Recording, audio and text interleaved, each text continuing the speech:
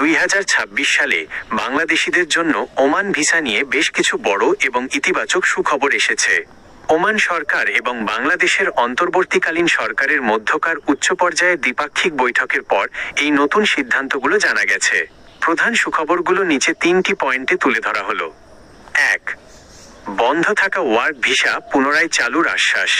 2023 সাল থেকে ওমান সরকার বাংলাদেশি সাধারণ কর্মীদের জন্য নতুন ওয়ার্ক ভিসা স্থগিত রেখেছিল। তবে 2026 সালের জানুয়ারির শেষে রিয়াদে অনুষ্ঠিত গ্লোবাল লেবার মার্কেট কনফারেন্সের সাইডলাইনে বাংলাদেশের প্রবাসী কল্যাণ ও বৈদেশিক কর্মসংস্থান মন্ত্রণালয়ের উপদেষ্টা আসিফ নজরুল এবং ওমানের শ্রমমন্ত্রী মাহাদ বিন সাইদ বিন আলী বাওয়েন সালিম আল বুসাইদি এর মধ্যে একটি অত্যন্ত সফল বৈঠক সম্পন্ন হয়েছে। ওমানি শ্রমমন্ত্রী স্পষ্ট আশ্বাস দিয়েছেন যে স্থগিতাদেশ পর্যালোচনা করে বাংলাদেশিদের জন্য নতুন ওয়ার্ক ভিসা পুনরায় চালুর প্রক্রিয়া চূড়ান্ত পর্যায়ে রয়েছে। 2. অবৈধ ও অনথিভুক্ত কর্মীদের জরিমানা ছাড়া বৈধ হওয়ার সুযোগ। ওমান সরকার তাদের দেশের শ্রমবাজার সংস্কারের অংশ হিসেবে একটি বিশাল ছাড় দিয়েছে। ওমানে বর্তমানে যেসব বাংলাদেশি কর্মী বিভিন্ন কারণে অনিয়মিত বা অবৈধ আনডকুমেন্টেড হয়ে পড়েছেন তাদেরকে কোনো প্রকার জরিমানা ফাইন ছাড়াই সম্পূর্ণ বৈধ হওয়ার সুযোগ দেওয়া হচ্ছে।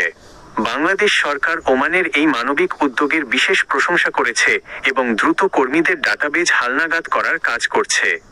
3. দক্ষ পেশাজীবীদের জন্য বড় বাজার সৃষ্টি। ওমান সরকার এখন শুধু সাধারণ শ্রমিক বা লেবার নেওয়ার চেয়ে দক্ষ জনশক্তির দিকে বেশি নজর দিচ্ছে। নতুন চুক্তি অনুযায়ী বাংলাদেশ থেকে উচ্চ দক্ষতা সম্পন্ন পেশাজীবী যেমন প্রকৌশলী, ইঞ্জিনিয়ার্স, চিকিৎসক, ডক্টরস এবং নার্সেস ওমানের শ্রমবাজারে অগ্রাধিকার দিয়ে নিয়োগ করা হবে।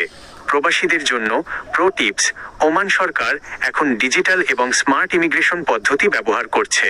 তাই ভিসা চালু হওয়ার পর আপনি যদি ওমান যাওয়ার পরিকল্পনা করেন তবে অবশ্যই যাওয়ার আগে ভাষা, ওমানের আইন এবং নিজের কাজের ওপর যথাযথ প্রাক বহির্গমন প্রশিক্ষণ প্রি ডিপার্চার ট্রেনিং নিয়ে নিন।